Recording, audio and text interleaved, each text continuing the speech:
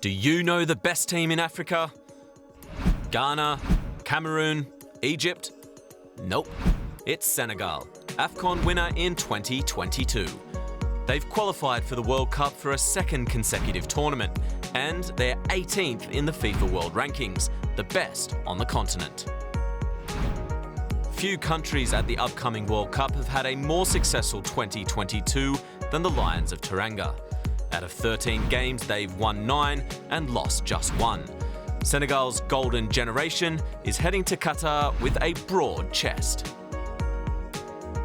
We want to see our country shining. Aller à cette Coupe du Monde-là, nous avons des ambitions.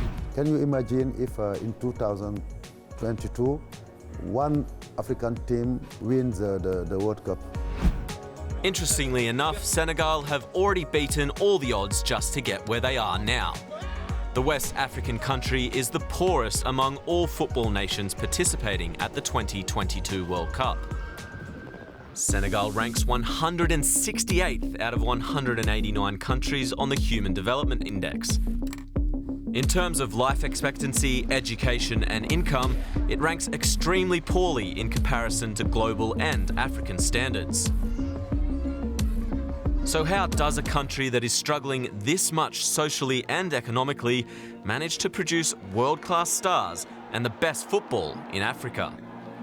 Or could that actually be the reason why they're the best? Senegal's squad is stacked with quality, even if Sadio Mane might not be fit after injury. A tough break for the Champions League winner and reigning African Player of the Year.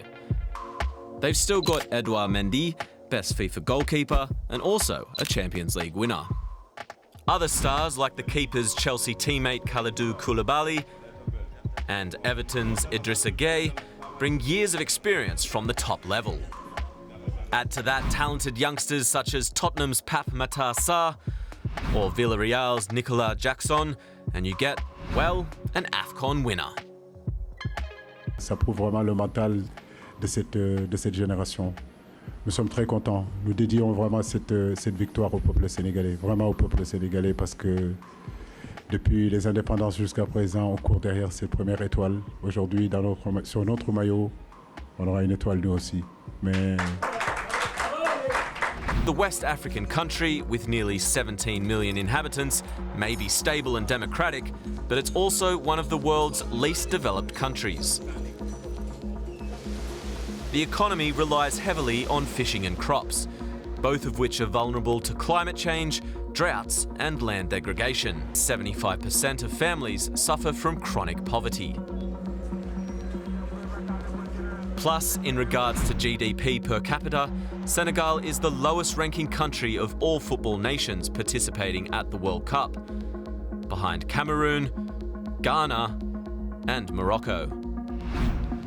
And so it comes as no surprise that the country long struggled to establish itself in the football world.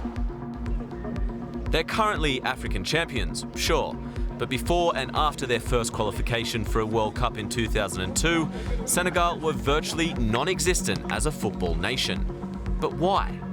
According to the Senegal Football Association's current president, Augustin Senghor, the country lacked a clear strategy for a long time. We didn't work in a framework to define a good policy of development of our football, beginning with the youth and going to the A team.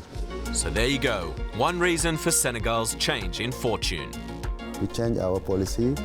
In the late 2000s, Senegal began to build academies and redevelop existing ones. They built technical centres and generally focused more on youth development than previously. The plan? Homegrown talents. Many African players spend a lot of their footballing youth outside the continent, often in France, partly because a lot of them are born there. And of course, that applies to Senegalese footballers as well. 9 players in the last selected squad, including Mendy and Abdou Diallo, were born in France. However, 14 of the 27 learnt their trade in Senegal, such as Pape Cissé and Ismaïla Sarr. All of their skills have roots in their home country. Today, academies Generation Foot and Diamba's Institute are considered 2 of the best youth setups in Africa. They've developed stars such as Sadio Mane and Idrissa Gueye. They were among the first to benefit from the Senegal FA's new policy. Both only left their home country at 19 years old and learned everything they could in Senegal, despite having to overcome the adverse socioeconomic circumstances, or because of them. It's an advantage because they know how hard it is to start to play in their own country, because we don't have big infrastructures. So it teaches them a lot. So when they go in Europe, so it gives them another process just to say, no, we know where we come from. It's very tough there. So right now we have to give more than we have in our head just to succeed in what we are doing. And talents such as Sarr or Jackson, who left Senegal at 18 years old, are proving that the framework is bearing fruit. When you look at what is happening now in Africa, until 2015, Senegal didn't exist in youth categories.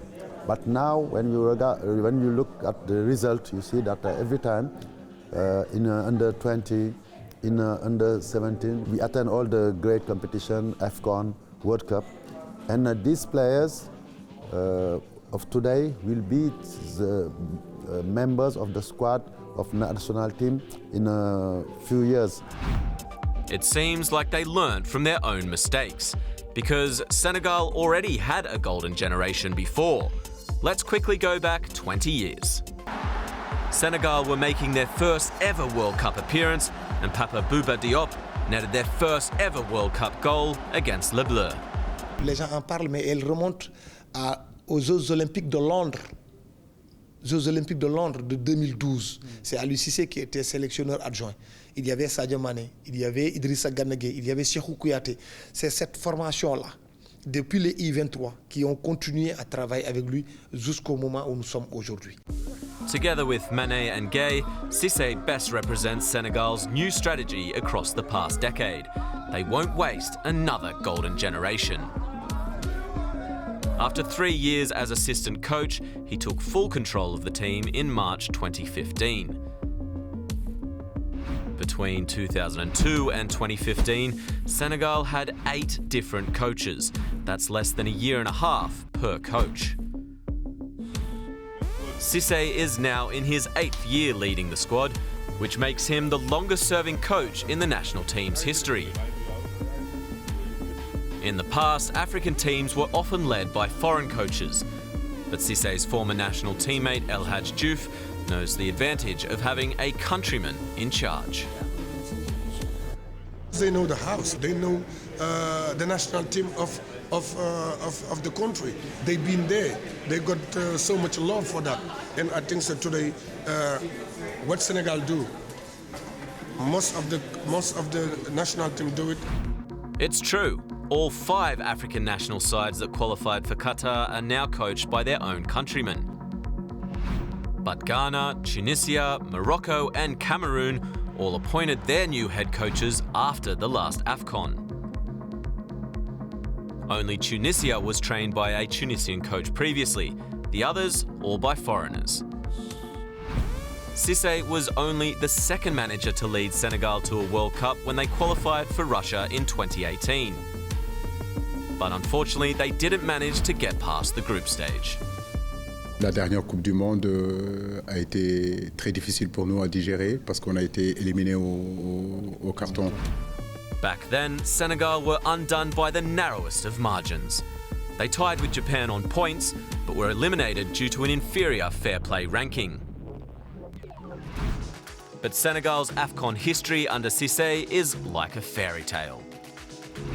After going out in the quarterfinals in 2017, they were runners-up to Algeria in 2019. And of course, third time's a charm. Senegal finally got their AFCON trophy in February 2022.